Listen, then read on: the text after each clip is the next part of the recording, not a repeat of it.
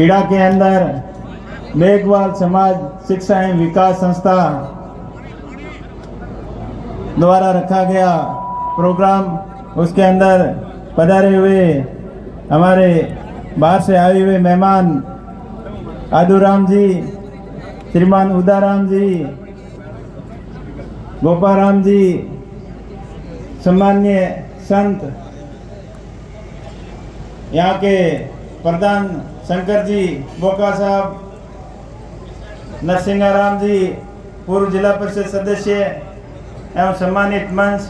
गांव से पधारे हुए मेरे पिता तुल्य बुजुर्गों, युवा साथियों, मातृशक्ति,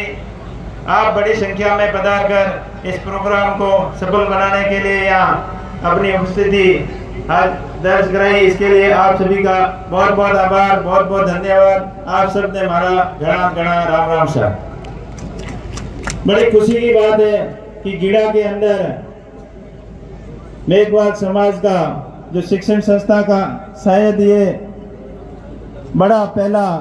शिक्षण संस्थान यहाँ बनने जा रहा है। निश्चित तौर पर इस शिक्षण संस्थान से अपने आसपास के एरिया के लोगों को शिक्षा के क्षेत्र में बढ़ावा मिलेगा और बाबा साहब के सपने का भारत निश्चित तौर पर बनेगा। बाबा साहब का एक ही सपना था कि समाज के अंतिम छोर तक बैठा व्यक्ति वो कैसे उसकी बराबरी की भागीदारी मिले हर क्षेत्र के अंदर,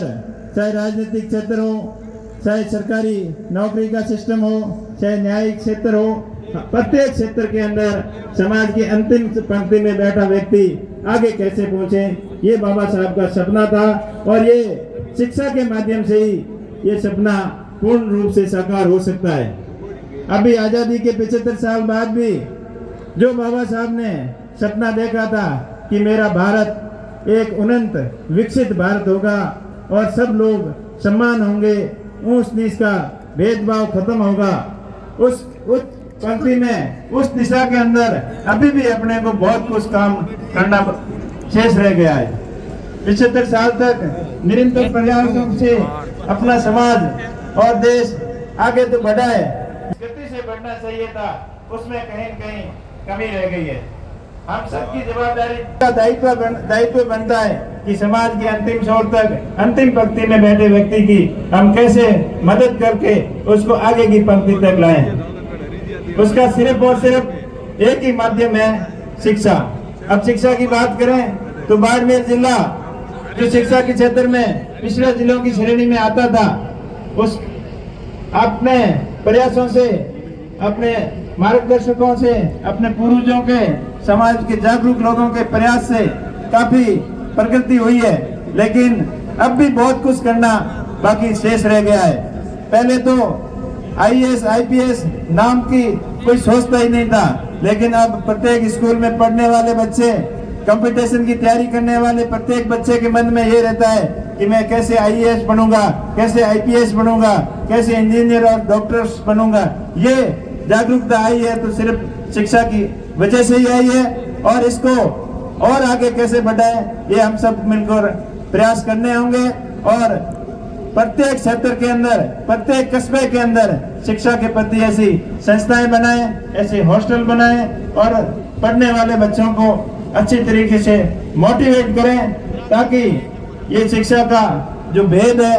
ये दूर हो और सब बराबरी के अधिकार जो कानून में दिया है उसको समझें, उसको परखें और उनकी अपनी आवश्यकता अनुसार सब लोग कैसे आगे बढ़ें।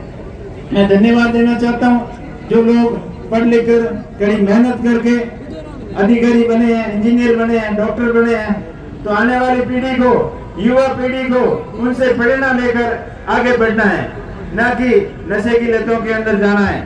अब मेरे पूर्व वक्ता बता रहे थे कि नशे के अंदर भी हम काफी लिप्त हैं, उससे दूरी कैसे बनाए, ये सब को मिलकर प्रयास करना है। समाज के अग्रणी लोग जो मार्गदर्शक हैं वो समझाएं, आने वाली पीढ़ी को नशे से दूर रखें कि नशा श्रवण की विकास के नाश का मार्ग बनता है। इसलिए नशा चाहे किसी भी प्रकार का हो, बीड़ी, गुटखा, तंबाकू, उससे लेकर बड़े से बड़ा किसी भी प्रकार का नशा है उससे दूर रहें। जो युवा नशे की लत पकड़ी है उनको सुधारने का प्रयास करें और शिक्षा के प्रति उनको जागरूक करें। और जो समाज के मौजूद व्यक्ति हैं, जो राजनीति के अंदर सक्रिय हैं और जो सरकारी नौकरियों में अधिकारी हैं, उन सब से मैं यही कहना चाहूँगा, जितना आपसे सहयोग बने, आप कम से कम अगर 1 महीने की कमाई या 15 दिन की भी कमाई आप शिक्षा के प्रति समाज के अंदर खर्च करते हो तो ऐसी कोई कमी नहीं रहेगी जिससे अपन पूरा नहीं कर पाए। आप बड़ी संख्या में पधारे और मैं आशा ही नहीं, पूर्ण विश्वास है कि आप इस क्षेत्र के अंदर अपनी सामर्थ्य अनुसार पूरा सहयोग करेंगे। और मेरा भी हमेशा कहीं जाते हैं तो कुछ न कुछ सहयोग करने का मन करता है। तो आपकी इस शिक्षण संस्था के लिए 5 लाख रुपए का आर्थिक सहयोग आपके लिए करेंगे। और जब आपके मैंने सुना था कि यहाँ रूम बनाने की प्लानिंग है, आपकी रूम जब छत तक आ जाए तब आप याद कर लेना, और हो सके तो उससे ज्यादा भी आपका सहयोग करने की कोशिश करूंगा। लेकिन मैं इतना आपको एक बार बोला है, और आपका इस शिक्षण संस्था के उत्तरोत्तर प्रगति करे, आगे बढ़े। जहाँ भी कहीं रुकावट आएगी तो हमेशा आपके सहयोग करने की कोशिश करूंगा। आप लोगों ने भी जब मेरे को जरूरत पड़ी आपने भरपूर सहयोग किया, चाहे 2018 का हो, 2020 का हो, आप सब ने मेरे को अपना समझकर, अपना पड़ोसी भाई समझकर सहयोग किया और आगे भी आपसे सहयोग की मैं उम्मीद रखता हूं। और भगवान से आशा करता हूं, बाबा साहब से यही प्रार्थना करता हूं कि अपना समाज दिनों दिन प्रगति करे, आगे बढ़े, सब खुशहाल हो और ये अमीरी गरीबी का भेद भी खत्म हो। इतने दिन तो ये था कि उस चीज का भेदभाव धीरे धीरे अब खत्म होने की कगार पर जा रहा है, लेकिन एक बहुत बड़ा विस्फोटक आने वाला है, वो है अमीरी और गरीबी का। जो अमीर बनते जा रहे हैं और आर्थिक रूप से पिछड़े लोग पिछड़ते जा रहे हैं, इसकी तरफ अपने को बिल्कुल ध्यान देना है। समाज की अंतिम पंक्ति में बैठे लोगों को साथ में लेके कैसा चले, ये अपने को पूरा प्रयत्न करना है। आज की तारीख में कह दूं, जो पहले पढ़ लेकर आगे बढ़े हैं वही आगे बढ़ते जा रहे हैं, जो पिछड़ गए हैं वो पिछड़ते जा रहे हैं, जो पिछड़ते जा रहे हैं नशे की लत में पड़ गए हैं, आर्थिक रूप से कमजोर है, उन सभी भाइयों को साथ में लेकर अपन आगे बढ़ेंगे, तभी अपना समाज प्रगति करेगा, अपना देश प्रगति करेगा।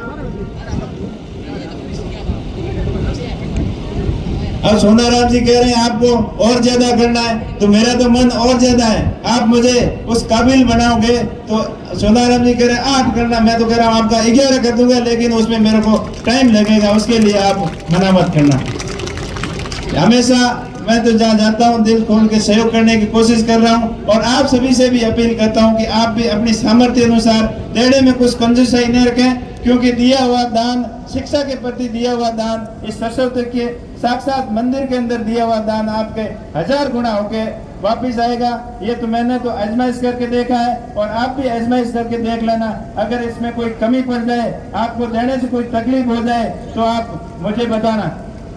आपका हर समय सहयोग करते रहेंगे। आप जब सभी मेहमान बाहर से आए उन सभी का स्वागत, आप सभी इस प्रोग्राम में पधार कर इस प्रोग्राम को सफल बनाने के आए, आप सभी का बहुत बहुत धन्यवाद, बहुत बहुत आभार। बाबा साहब अमर रहे,